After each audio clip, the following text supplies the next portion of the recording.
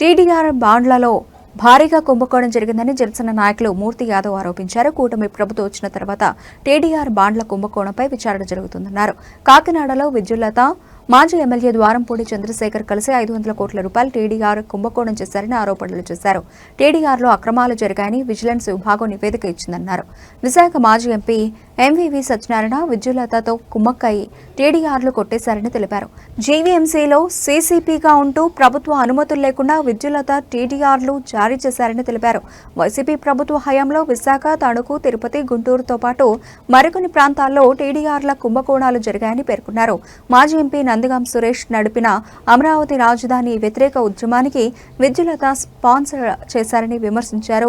YCP నేతలతో కుమ్మక్కై అనేక అక్రమాలకు పాల్పడ్డారని టీడీఆర్ కుంభకోణంపై సీబీఐతో విచారణ జరిపించాలని కోరారు. విద్యుల్లత అక్రమాలపై చర్యలు తీసుకోవాలని సీఎం చంద్రబాబు, ఉప ముఖ్యమంత్రి పవన్ కళ్యాణ్కు లేఖలు రాస్తున్నానని తెలిపారు. పాత్రికేయుల సమావేశానికి విచ్చేసినటువంటి పాత్రికేయ సోదరులకు,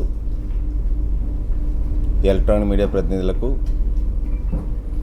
కెమెరామెన్ సోదరులకు, ఫోటోగ్రాఫర్ సోదరులకు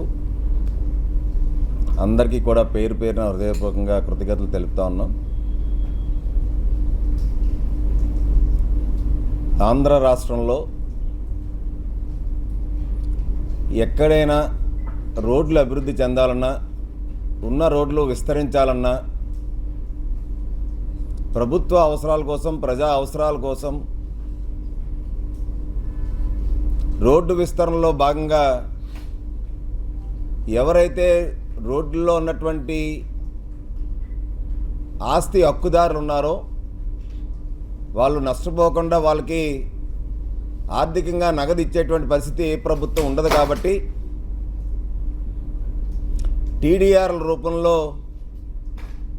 నష్టపరిహారాన్ని ఆ యొక్క భూ యజమానులకి చెల్లించడం అన్నది రాష్ట్ర ప్రభుత్వం ఎప్పటి నుంచో వస్తున్నటువంటి ప్రక్రియ. ట్రాన్స్ఫరబుల్ డెవలప్మెంట్ రైట్స్ టీడీఆర్ బాండ్ల రూపంలో ఒక గజం స్థలం కనుక పోతే 4 గజాల స్థలానికి ప్రస్తుతం ఉన్నటువంటి మార్కెట్ విలువ ఆధారంగా టీడీఆర్ బాండ్లు మంజూరు చేయటం, తద్వారా రాష్ట్ర ప్రభుత్వం ఎక్కడైతే రోడ్లు విస్తరించాలనుకుంటుందో ప్రభుత్వ అవసరాల కోసం ఆ యొక్క ప్రాంతంలో భూమి ఎఫెక్టెడ్ అయినటువంటి పార్టీలకు ఆ నష్టపరిహారం చెల్లించే విధంగా వస్తున్నటువంటి ప్రక్రియ.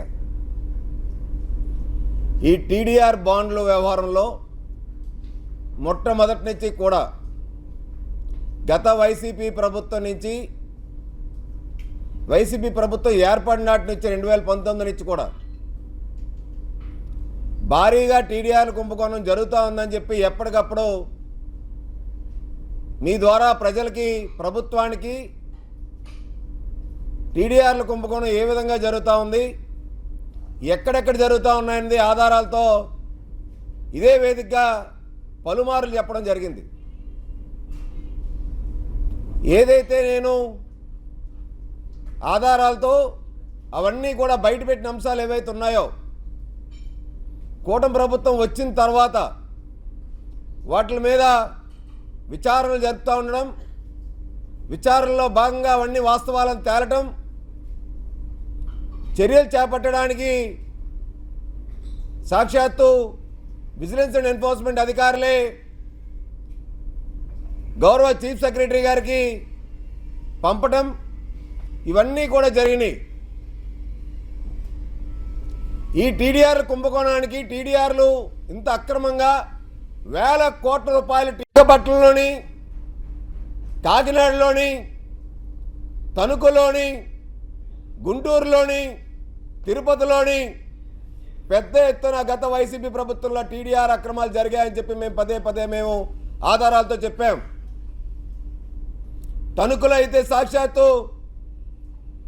ఆ నియోజకవర్గ ఎమ్మెల్యే వైసీపీ మాజీ మంత్రి కారుమూరి నాగేశ్వరరావు నేతృత్వంలో 800 కోట్ల రూపాయల టీడీఆర్ కుంభకోణం జరిగింది.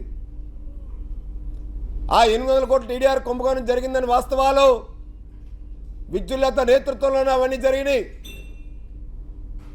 అవన్నీ బయటపడటంతో అక్కడ ఉన్నటువంటి మున్సిపల్ కమిషనర్ని, ఏసీపీని అందరిని సస్పెండ్ కూడా చేశారు. గుంటూరులో టీడీఆర్ కుంభకోణం జరిగింది. తిరుపతిలో 540 టీడీఆర్ బాండ్లు జారీ చేశారు. పెద్ద ఎత్తున రెసిడెన్షియల్ వాల్యూ ఉన్నటువంటి మార్కెట్ వాల్యూ ఉన్నటువంటి దాన్ని కమర్షియల్ మార్కెట్ వాల్యూ చేసి కొట్టేశారని చెప్పి అప్పుడు టీడీపీ నేతలు కూడా, పెద్ద నేతలు కూడా కంప్లైంట్లు కూడా చేశారు. దానికి కూడా అమ్మగారే సారథ్యం వహించారు. దానికి కూడా రాష్ట్ర వ్యాప్తంగా గత వైసీపీ ప్రభుత్వంలో 3500 టీడీఆర్లు పైగా మంజూరు చేశారు. ఇదే విద్యుల్లత గారు వైసీపీ మాజీ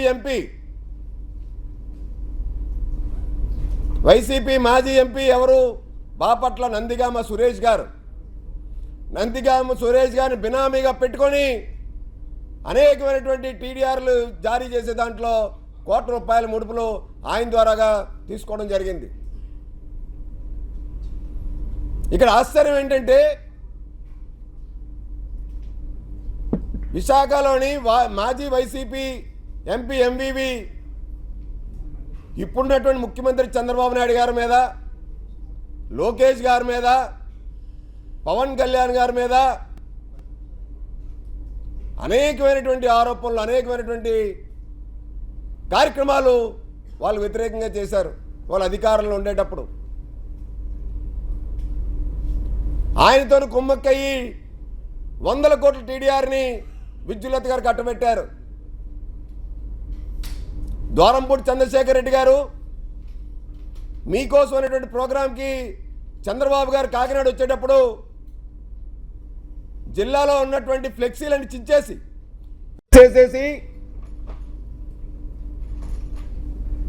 అప్పుడు వైసీపీ కాకినాడ సిటీ ఎమ్మెల్యేగా ఉన్నటువంటి ద్వారంపూడి చంద్రశేఖర్ రెడ్డితో